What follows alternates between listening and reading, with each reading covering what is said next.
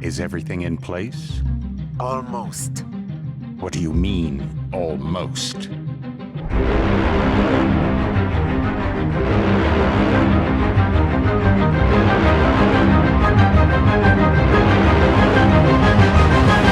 No one will be left to tell the world what happened.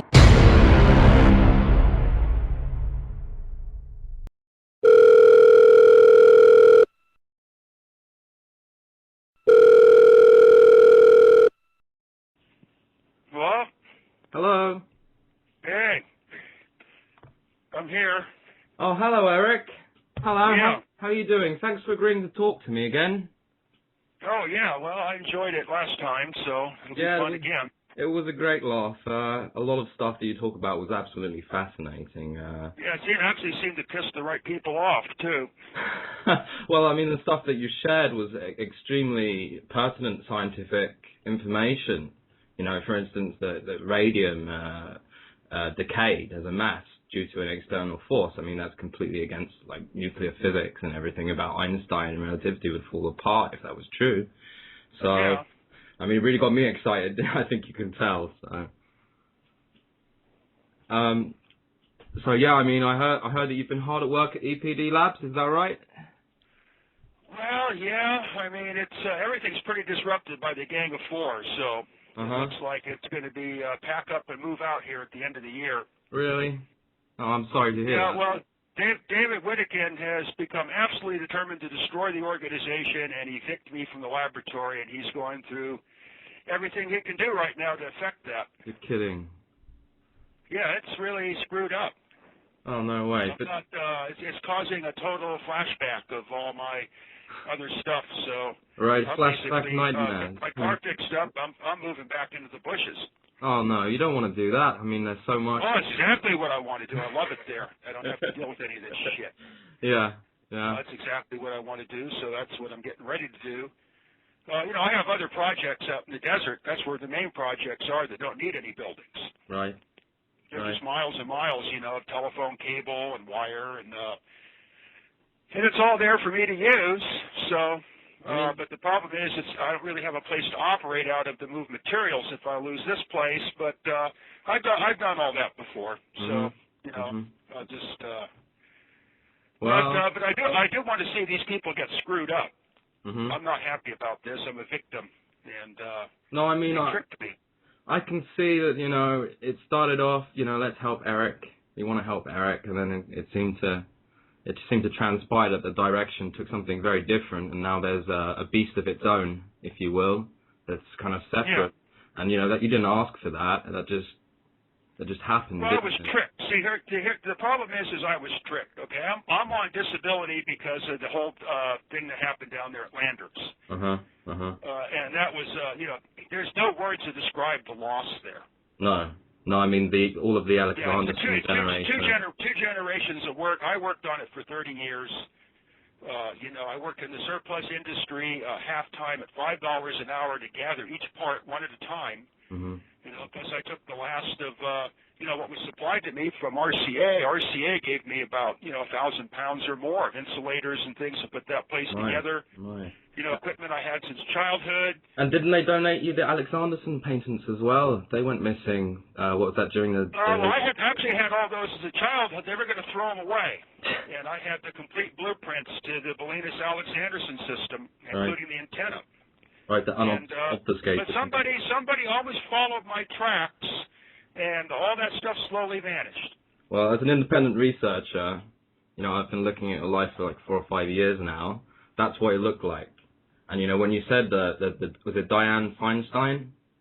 Oh, that woman's a monster. I mean, she's world famous for it. Yeah.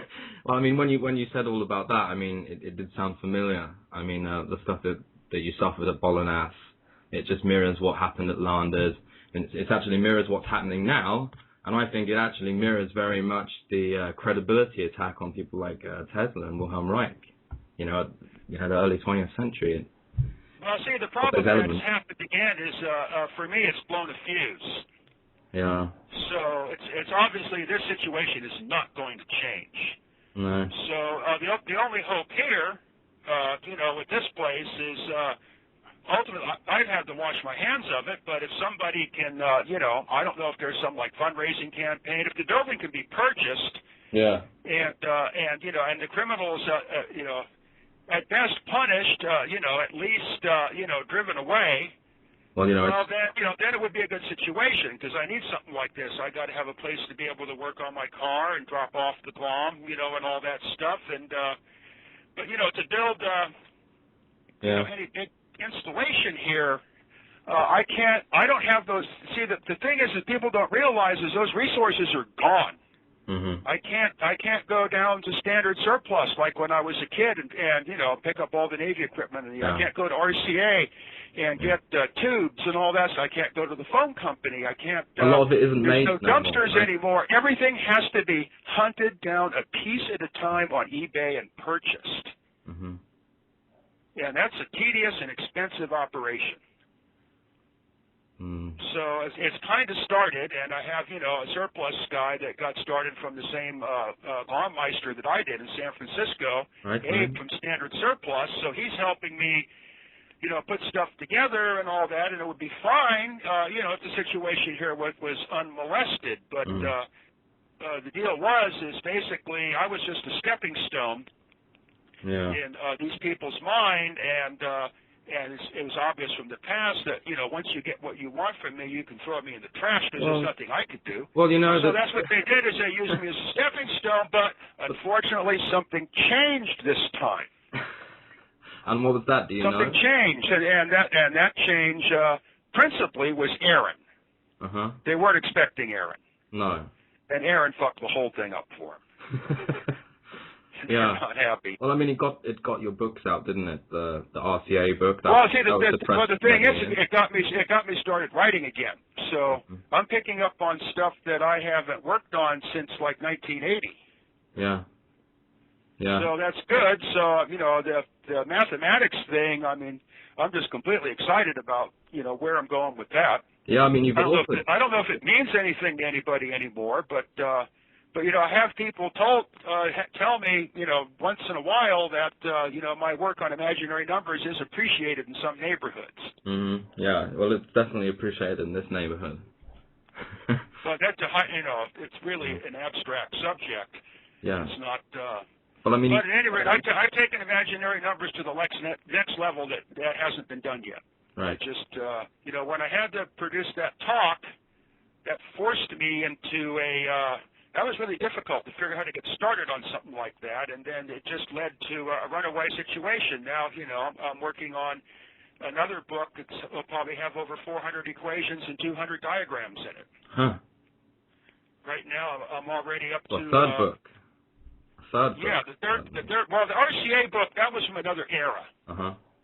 But that shows how I got started on the Alex Anderson thing. Yeah. I had to rediscover it. And I mean, you were the engineer that helped build the Integratron, is that right? No. That all happened, back when I was born. I was the guy that was going to finish it. Right. The engineer that was going to finish it. Right. And then the women in white showed up, and they tried to get the equipment. They couldn't. I managed to get most of my equipment out of there. It was threatened with a gun and the whole deal. And they're really, very spiritual people. And they got a hold of the place, and everything that I had installed from the materials that Van Tassel left behind to do it had all been ripped out. Well, I mean, moving back to your previous work at the Landers base that you'd created and the wireless apparatus that you had, you were performing formal novel kind of earthquake analysis, in the hope of providing prediction system. Is that right? Well, it wasn't hope of a prediction system. It was a working. It was a working earthquake prediction. It was a working, tested, operational, fully engineered to Bell system practices, just like something you'd find in the Navy. It was complete. Wow. The whole thing was there. It was priceless. That's shocking. I did everything I could to get people interested in, preventing this guy from screwing me up or, pay the ransom money that he wanted or whatever. Yeah. Nobody gave a damn. In fact, now here's what's interesting. Now here's something very interesting about that episode. Uh-huh. Is during the midst of all this situation there where I had some methamphetamine weirdo who's supposed to come, help me fix the place up, and he like drove me out of my own place, and I fought it off the best I could. But the women at the Integratron staged a fire in my antenna field, and called all kinds of people beforehand to create this massive commotion on my antenna field, and they actually were brazen enough to come in and try to commandeer my installation away from me. So massive now, are we talking about, is there any kind of conspiracy going on in the life of Eric Dollard? Oh, no, he just makes that stuff up. That's shocking. Well, I believe it. Only in the land of the free. Yeah, so, because my research installation there was only, 800 feet away from the Integratron. They didn't like that because they had nothing going with the Integratron. But what I had done is I'd taken things I had learned from the Integratron and reconfigured them into the Alex Anderson network, and that was part of how the Earth receiving system worked. It's actually my improvement on the Alex Anderson system, and it makes it somewhat more like the Tesla system. I mean, does that relate to planetary alignments? What Tesla called the wheelwork of nature. All those things, have electrical and mechanical influences beyond, what can be calculated or accounted for. That's what I studied at Sonoma State. Was a condition where all the planets lined up at the same time as the solar maximum. And the planetary effects on the Earth and the ionosphere and the sunspots and the solar ejections and all this stuff was phenomenal. But the thing is, see, in RCA there was no argument to that because RCA didn't care about Einstein. RCA cared about business. Yeah. And business is your transoceanic HF circuits use the ionosphere, and you want to know everything about what's going on so you don't get any wipeouts. So you want to know what's going on with the planet. RCA was the one that developed radio astrology. Now you go to an astronomer and you tell them that, and they'll puke their lunch up right in front of you. But in RCA, it was just, common talk around the lunch table, Yeah. Well, in the lunchroom. Anyone will notice that when you can see the sun and its light, it interferes with your radio. So, I mean, that's proof enough that... Well, they're willing to take it that far. Yeah. But you have to remember, in the Einstein concept, the universe is dead. Nothing has any interaction. Everything is mass. Yeah. It's all physical. What physics has done is basically removed mass that moves light. around on its own. Yeah, so everything happens by some twisted formulation that only the chosen people can understand, and you're not really privy to it. You're just a piece of garbage, so you don't get to know anyway. So I don't know, you can write whole books about that and do life studies on the forces behind it. I mean, can you... One guy, there's a guy, William Lynn, wrote about this, and he's considered a wacko, but what he wrote about it is really good. Right. He called it there's two titles. One's Occult Ether Physics, and then there's another one. Right, and that would be... He really pointed it out good. That would be the properties of matter and atoms come from something other than their periodic arrangement. Is that a fair... What he got into was the J.J. Thomson stuff, where then you start getting into what actually is inertia and all that, and it's not Chemistry, at all like the assignment. physicists say. It's all electrical. Yeah. So if it's electrical, then that means it can be electrically acted upon. Yeah. And you don't have to suffer from the fact that when you slam on the brakes, your head goes through the windshield. That doesn't happen anymore. Yeah. I mean, with a metal plate and a transformer, you can produce inertia with electricity. I've done it. Yeah. So, there's definitely, what Einstein said about whole unified force, that's definitely true, but I think that Einstein might be looking at something that's secondary, and that kind of ignores the primary wave that might be causing all of the... Well, yeah, that's exactly what it is. It looks at the shadows of things, but it doesn't see the thing itself. Yeah. It's taken the whole system of dimensions and convoluted it into a ratio, velocity of light. and everything. It's actually a twisted religion, is what it is, and then the mental illness that results from it leads to quantum mechanics. It's an artificially created dimension, isn't it, the velocity of light, because it actually neglects considerations of space. Is that right? I think you said that last time when we were talking about it. Well, see, here's the complication. Okay, is we've established two metrical dimensions that we operate with. One is called time, and one is called space. There's no thing there. Mm-hmm. They're measuring. They're metrical. So what you can do is you can take a product of them, or you can take a ratio of them, or you can use them by themselves. So if you take a ratio, so if you have the ratio of length or space to time, well, that's accepted as velocity.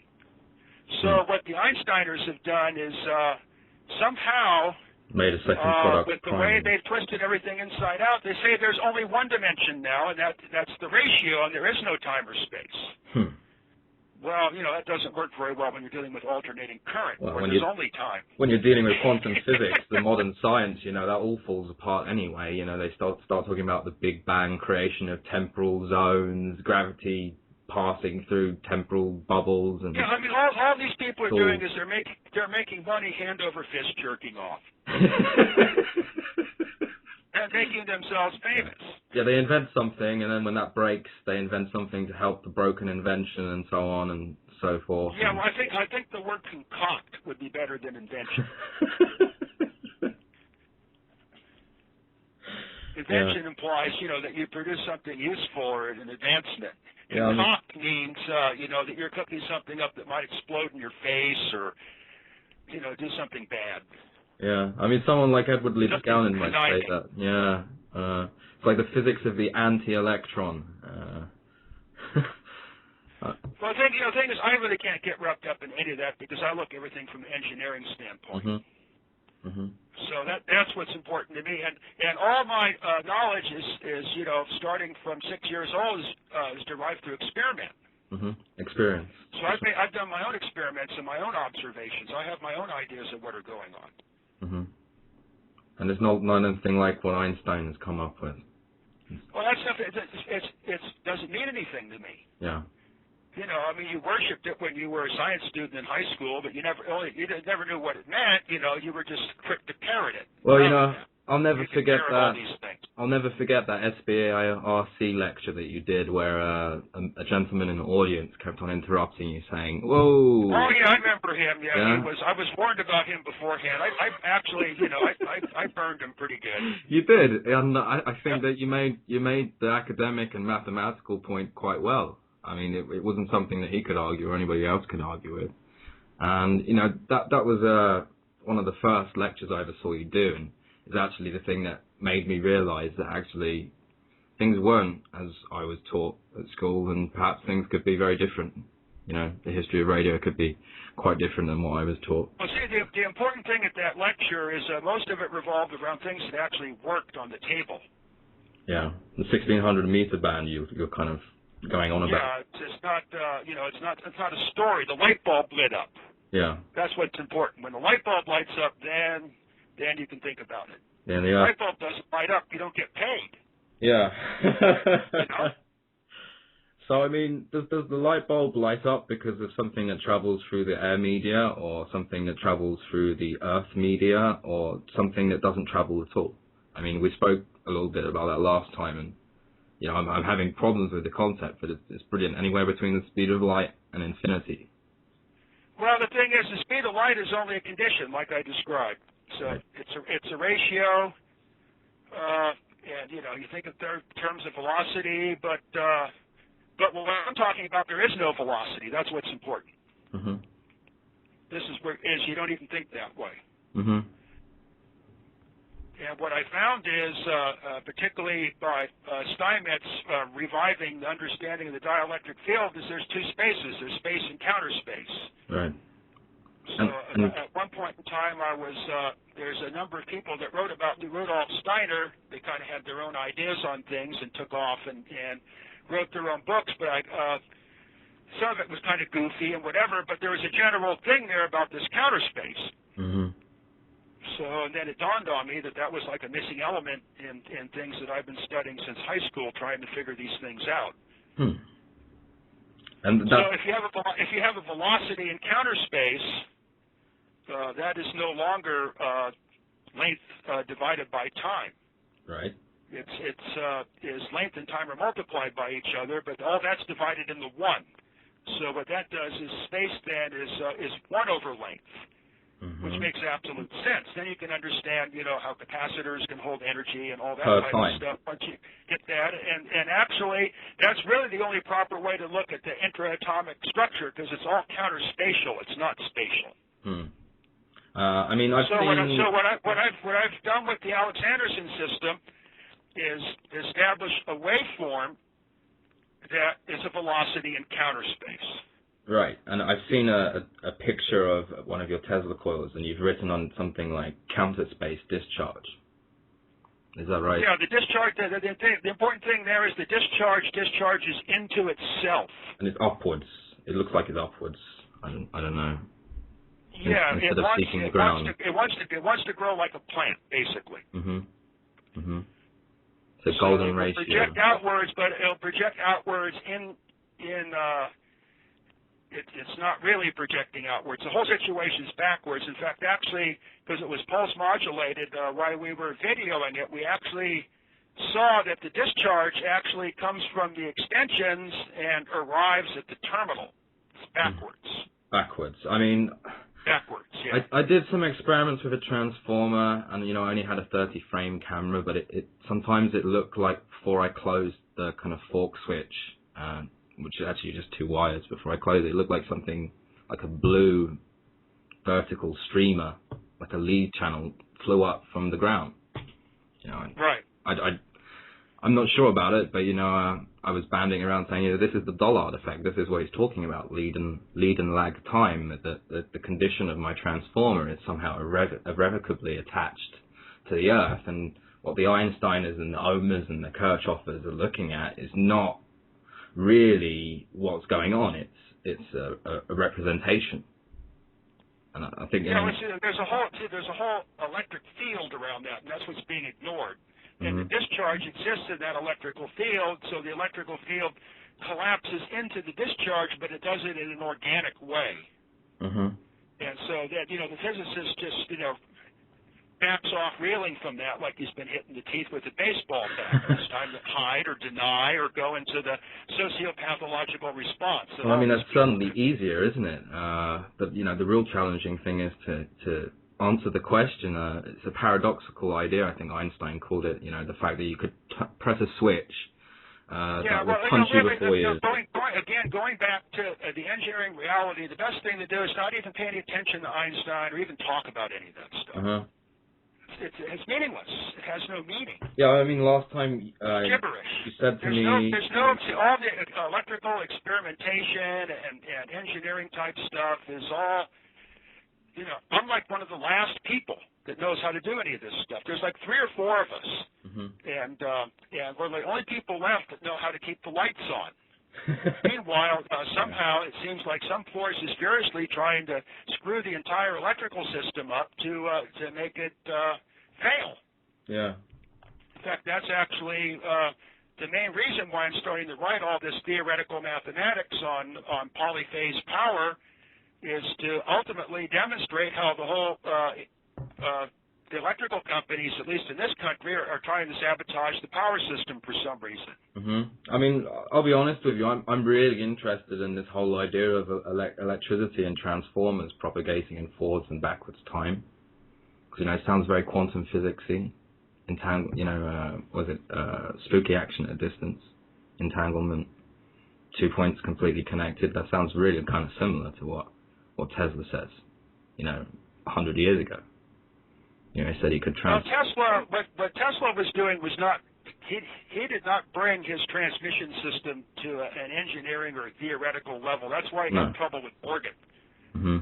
But the thing is to experiment and see, the reason why Tesla progressed so much farther than all the other people, J.J. Thomson and Rutherford and Leonard and God knows other crooks and all them, is because Tesla could build the right transformer. They couldn't. All they had was those crude induction coils. But Tesla learned, all the little ins and outs of the transformer, You know, about the same time, you know, Steinmetz was writing a lot on that and whatever, and it was all coming real clear to everybody. So Tesla took off with that. That's why he could see things that other people didn't. So that allowed him, he discovered things mostly by experiment to come up with this, you know, monopolar transmission system, but he himself did not understand that it was monopolar. And it would work excellently for radio, but as far as for wireless power transmission, well, that's suspect. And I don't think that's a good idea anyway. Right. Yeah, I mean, theoretically... I'm not in favor. You know, the main reason why I'm not in favor of that is because then I can't listen to the signals in the earth anymore over, you know, a multi-gigawatt war. Right. And it's already, it's the stray... is that because of the stray noise? harmonic currents of the power grid now are actually starting...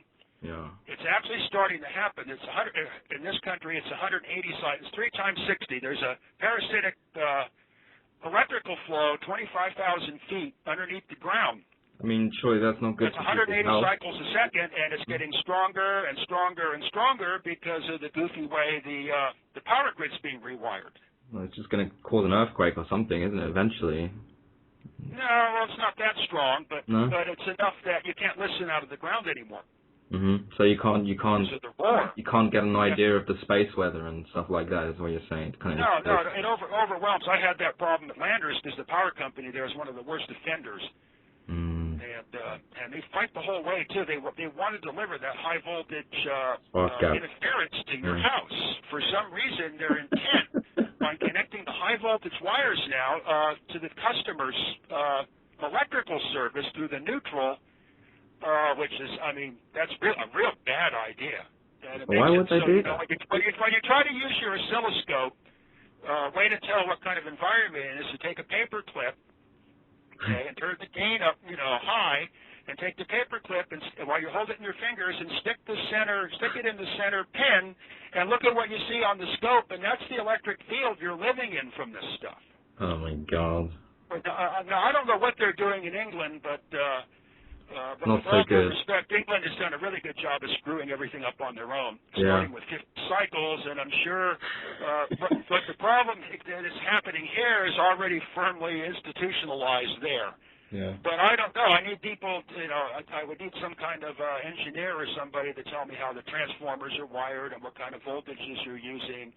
Well, they got 4 gigahertz in now. They've got 4 gigahertz transmitters. They used to have 3 gigahertz, I think. But now it's all being upgraded. It's called Everything Everywhere. Yeah, well, this upgrading is what's introducing the problems. Yeah. I think, you know... Nobody knows how that stuff works anymore, so they're just connecting stuff up. But if you thought there's a frame of mind... Right off the shelf from Steinmetz, it says, do not do this. And then I see a giant, you know, multi-megawatt installation humming away, connected across a 250,000-volt power line, connected exactly the way that it said not to do it. Probably because it was cheaper. Or No, it's actually more expensive. See, that's where it's getting fishy, because it's costing a lot of money to do this. It's not economical. It's costing a lot of money to do this. I mean, if Tesla could have transmitted power, you know, regardless of wires, then, you know, someone's making a lot of money selling the copper. Well, I mean, the thing is this parasitic power flow in the electrical grid is getting strong enough that you actually can start deriving useful quantities of electricity from it, and it can't be measured on the meter. It can't be, did you say? No, because the current flows the same direction in all the phase conductors, so it cancels out in the meter. Huh. That's what turns the whole electrical grid into giant antennas, because now you have the currents in the phases that the harmonics are all flowing in the same direction, so there's no electromagnetic boundary condition anymore. So the electric field just blurts out everywhere. Huh. And then there's this tunneling current that follows it 25,000 feet underneath the ground. So, but now when you're sitting under a power line, the field's not bounded anymore between the conductors, but now you have this triple frequency field. You know, in your country it'd be 150 cycles, here it'd be 180, and you're sitting inside this giant field, giant electromagnetic coil, you know. I mean, I definitely miles across. I can definitely feel the influence of electricity. I mean, some very sensitive people can feel it a lot more than I can, but, you know, I'm sensitive enough to be able to feel it with my hands. you know, you can just sort of hold your hand nearby a transformer, you can feel it.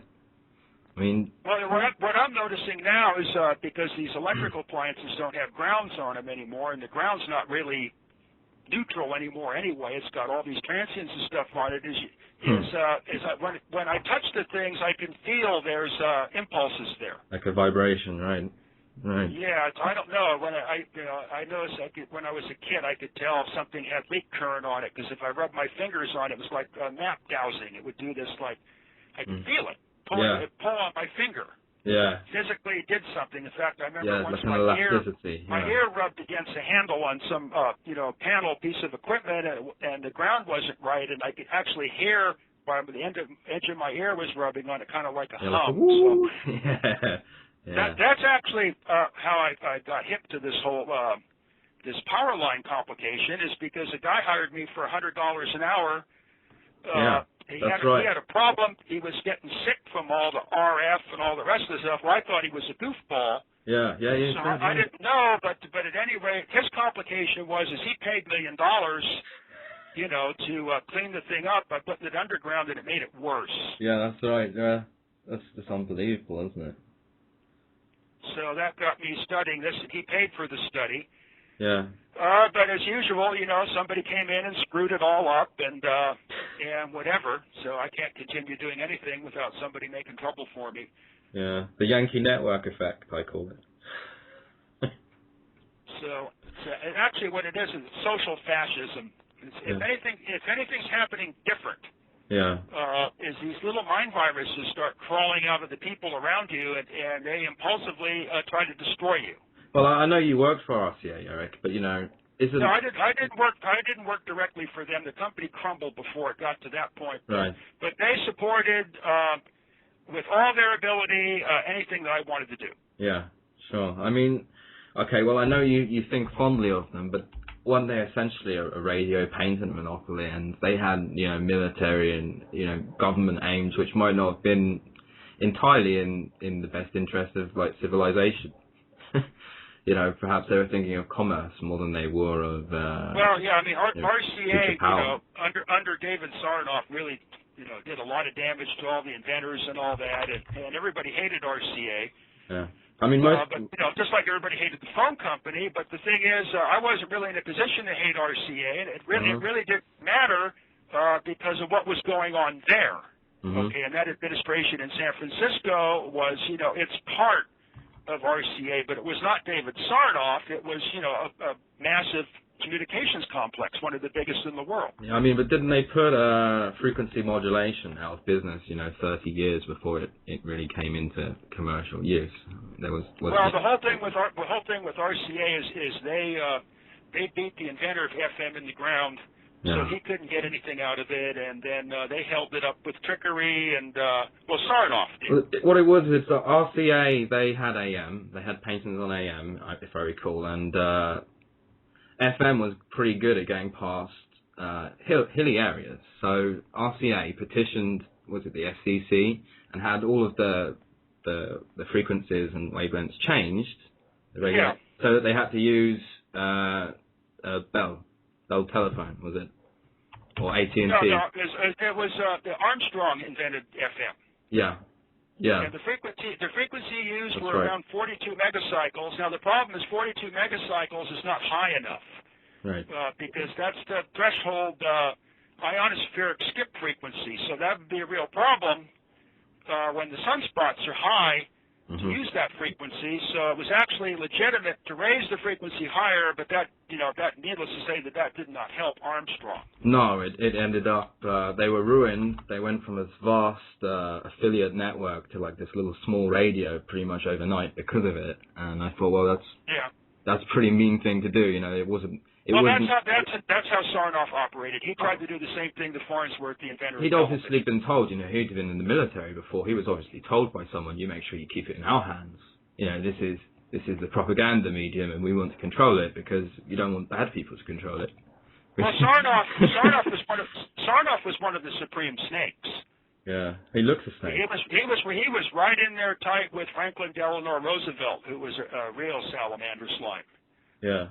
Yeah. And then Einstein, I really see it in my mind from the symbolic method, the three people that started World War II, from the kids' comic book standpoint, is Roosevelt, Einstein, and Sarnoff.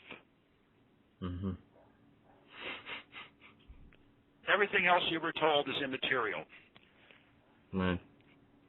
So Einstein invented the bomb to create a genocide of the German people. That was his intent. Yeah. And then they got so goofy over building it, Oppenheimer and all them, that they all turned into nutcases, and somebody had to be the recipient of it. So that conveniently was the Japanese, because the Germans weren't around to receive the bomb that was designed for them. They lost, so that screwed everybody up. Mm-hmm. So that's a real, Einstein's a real spiritual character, isn't he? Or they made a holy man of him, Well, they made a hole in Japan. It's not But funny, anyway, is it? like I say, it's a waste of time to even talk about the guy. So Yeah. As Heaviside said once in one of his parables about this stuff, is there's no point in slaying the slain. Mm-hmm. You can't flog a dead horse. Yeah. Yeah. So at any rate, it's pretty much all beyond that now. So there's no point getting involved with those people anymore, or trying to convince them, because all they'll do is hate you and try to sabotage your work. Is just to avoid them altogether. Well, I mean, as an engineer, you must recognize that scientists who make serious discoveries for the advancement of science, they come up against a serious resistance. There's not much you can do about that. Happened to Wilhelm Reich. It seems to have happened to Tesla, and I think you have probably most important component of proof showing the non-electromagnetic wave. And you're the guy to do it, and it's a real shame that if you are going to go off to the desert, because there's a lot of people out there. They're not wealthy people, but they are rooting for you. And you don't often get to hear that, but I know that they're out there because they're personal friends of mine. I've got at least 110 friends. Well, I mean, I get a lot of letters, and I can see that it's all having a good effect. So that makes me more interested in doing it. Yeah. But then I built an entire ship out of my Toyota Corolla. I lived in it. I carried my tools in it, and I don't. But then I have the shipyards. You see, the problem is I don't have, like I say again, the facilities and the materials are no longer available to me to do all this high-level stuff. No. Someone's going to have to cough up some cash, or it's going to have to be integrated by, a very large number of people. What I'm looking at here, I sat down and did the calculations. I put out an NFG about the Gang of Four and the energetic form. I don't know if you read that or not. Yes, I did. I symbolically described the situation here in symbols, pretty much, except for Muhammad. There's no reason. That guy's so evil, there's no reason why I would even try to cover his name for the sake of anything. Yeah. And so, I presented the whole situation in there, and that's exactly how it is. So if it's going to get to the point where, I can fire up this big induction machine, there's already a smaller one underway, but, the expense of the smaller one has really just wiped everybody out. Is that the cosmic induction generator, yeah? Yeah, it's wiped everybody out. Yeah, so it's a John is completely depleted out of it. I have put, all my Social Security money I have poured into that project, thousands and thousands of dollars, I mean, whatever donations or any of that type of stuff. So we got to the point where, there is, I don't know, because I don't have any access to the internet or get involved in that stuff, but I think the last shot we did here, I would hope, is out on the internet. With you and John. The TCS transmitter to the coils and all that. So we brought it to that level, but see, then the thing is, now the coils aren't here.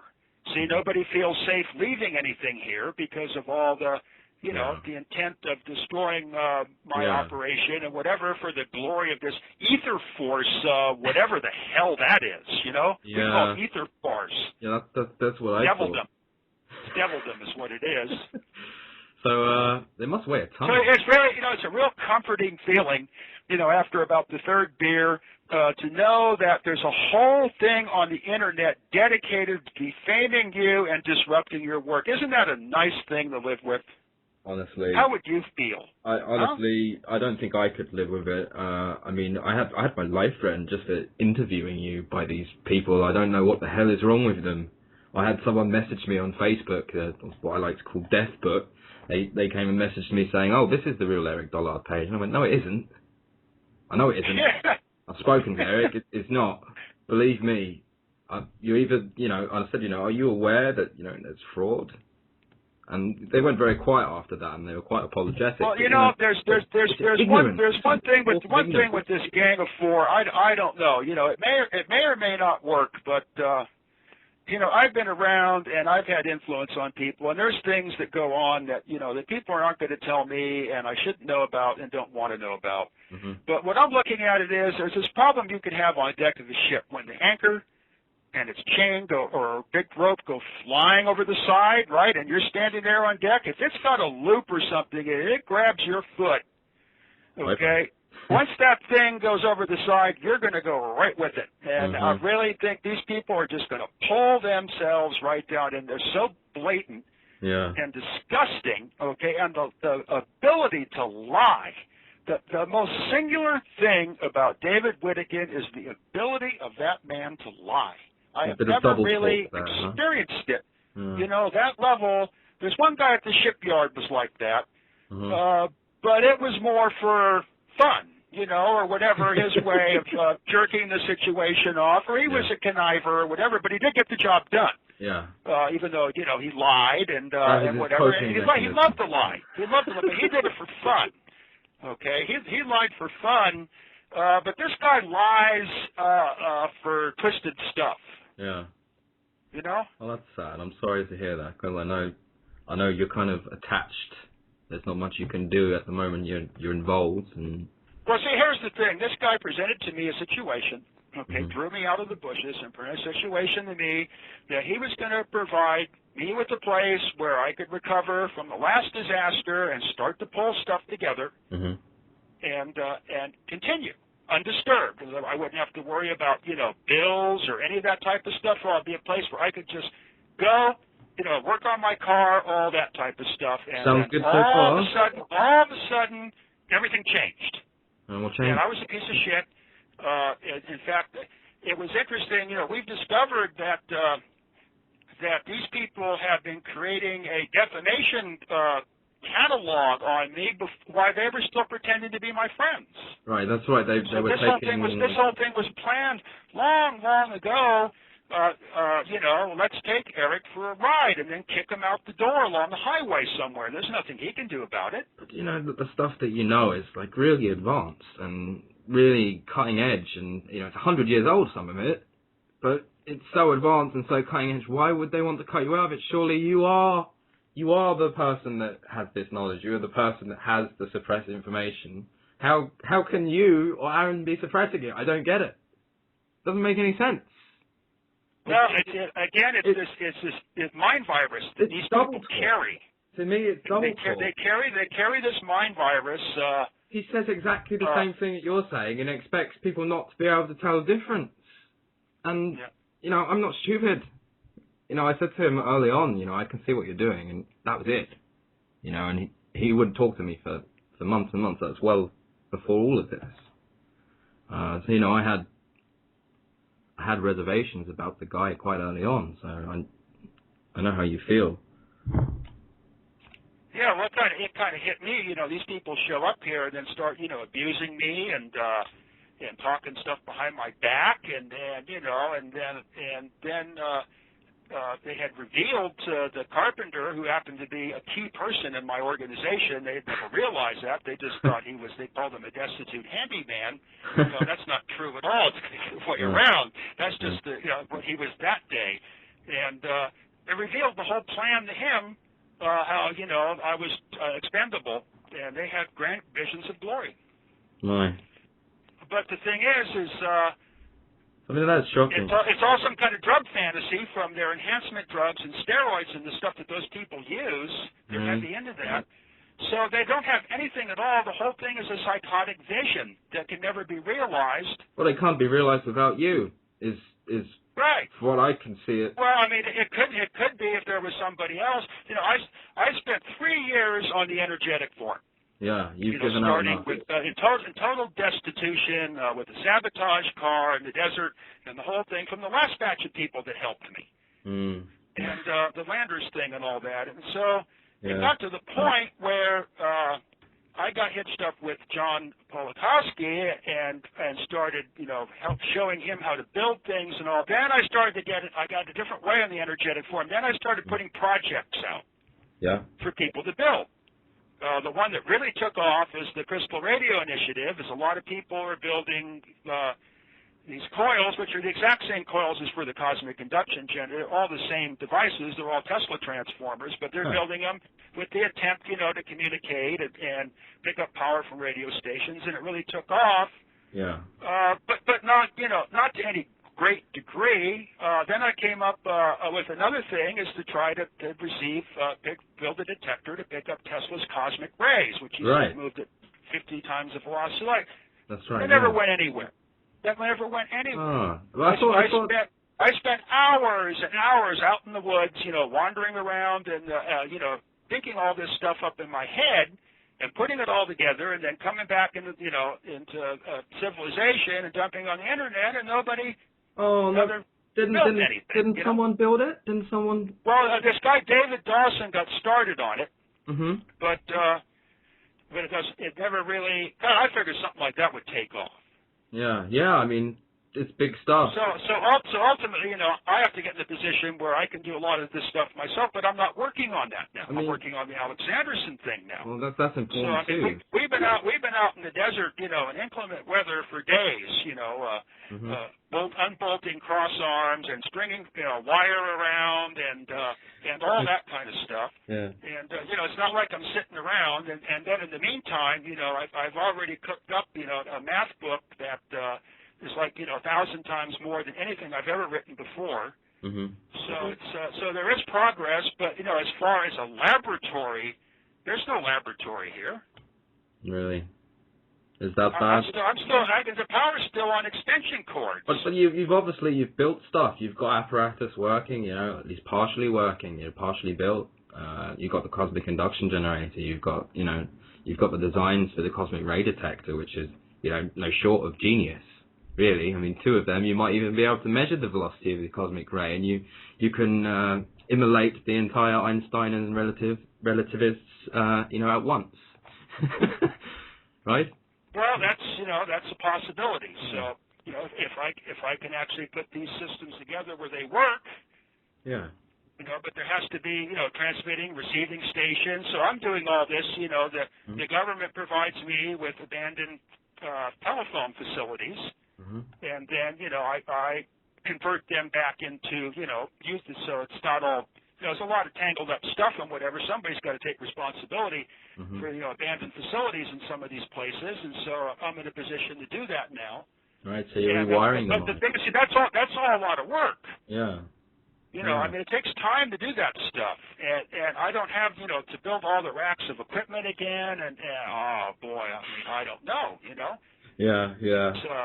It's I mean, I can do it all if I was allowed to. Yeah. I mean, over a period of time, if this place existed now as it was promised to me, as a place to do my work unmolested, not to have to worry about, you know, paying the bills or whatever, because, you know, I live on Social Security and whatever somebody happens to send me in the mail. There's no other money coming in from anywhere. And that's, you know, the Social Security only pays for me and my car. It does not pay for rent or any of that type of stuff at all. No, so I mean, how are you going about paying that? I mean, well, we don't know how we're going to deal with all this. That's part of the process of how Whittakin is trying to evict me from here. Right now, he's actively seeking a way to evict me from the very building that he drew me into, got the last of my possessions into one spot where they were safely stored, and then pulls the rug out from underneath me. What a sweetheart. Huh? I have to say I'm speechless, to be honest. If that is true, that's just unbelievable. Well, how do you think I feel? Probably quite a lot worse than I do. You think I might be pissed off? I think maybe slightly. Yeah. And then they go, oh, that Eric, he's so hard to deal with. Well, you better believe it. You better believe it. Oh, shit. Oh, boy, I am one pissed off son of a bitch. Yeah, well, I can kind of see why. I mean, it must be frustrating to be, you know. No, it's actually the frustrating. I've gone through frustration. This is what's called disgusting. It's truly disgusting. These people's behavior is truly disgusting. I know it truly is sad because I keep on thinking now. Okay, you know, enough is enough. Everyone's made their point. Nobody likes each other, but you know, we're still in it. We're still on this planet together. You know, we still have to share in the electromagnetic radiation glory each day from the wireless radio towers. You know, we're in it together.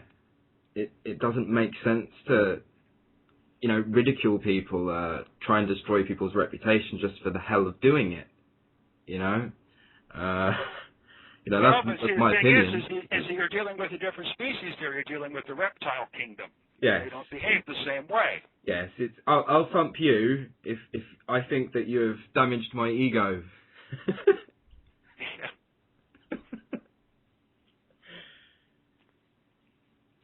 No, I don't. So at any rate, only time will tell what will happen. So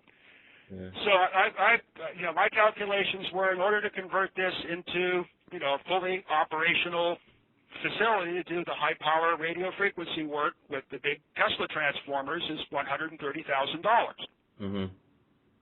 Yeah, So I think you could raise it. The bulk of that has to go into, you know, securing the building from its state of whatever. Mm-hmm. But then there's still about, you know, $25,000-$30,000 to go, and you know, half of that or more just to get the three-phase power where it needs to go. I mean, if this was General Electric funding you, you'd have no problem. You know, this is, or if it was like the old days, in the ocean you know, like the old days, well, there's no problem. I'll just go out to RCA and get another truckload or two, you know? No deal. Yeah. You know, so, hey, Eric, how's it going? Oh, yeah, okay, yeah, well, go down to building number 1. Jim Bourne will load it up for you. Huh. Pack the truck in, load it up for you. Yeah, and they wanted it, right? Because you were developing all this technology for them, you know, that they could possibly use. I mean, I know you invented an antenna. Was it a multiple load? Well, actually, I invented a new type of Alexanderson. You can't really call it Tesla coils and Alexanderson networks antennas because they don't radiate. Mm-hmm. They don't. So most of my inventions are in that realm, but I did come up with an electromagnetic version of the Alexanderson antenna. What I used at Bolinas, because of the confinement of the property there, it was difficult to build an antenna that would work over a wide bandwidth. Mm-hmm. That's where my discovery lies in the Alexanderson thing. Is Tesla and Alexanderson systems they could only operate at one frequency, but I've come up with a wideband method. And that's kind of like my proprietary secret. I'm not really bragging or telling too many people exactly how I've gone about that. Yeah. It only took 30 years to figure it out.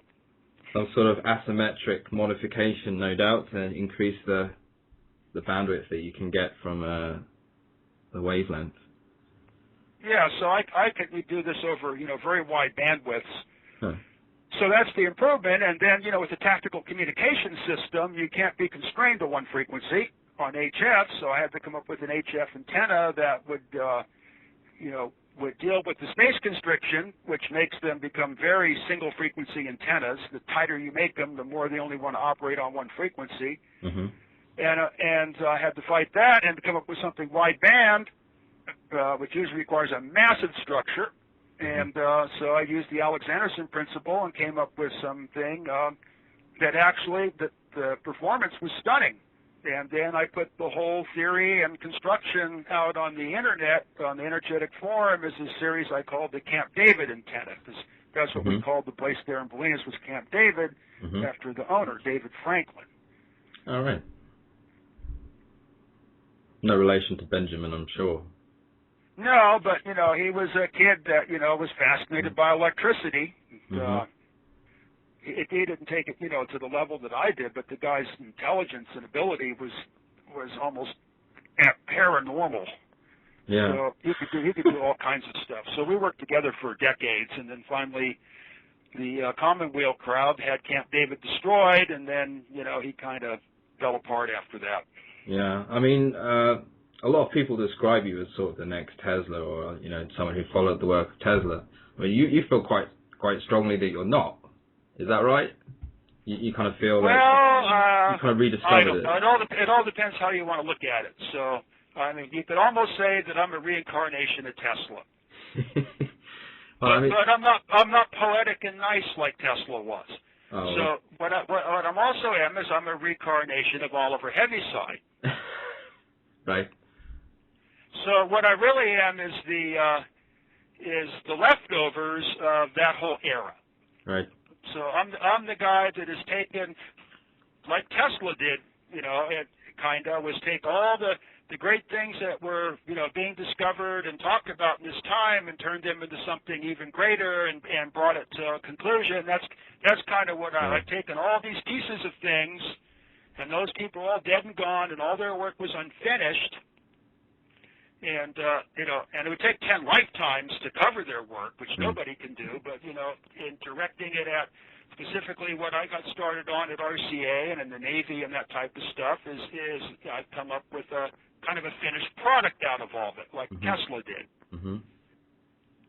But then it turns out that I can't communicate to anybody about any of this stuff anymore because no one knows any of the basic principles and the theories are all turned inside out, and so now I'm on another planet.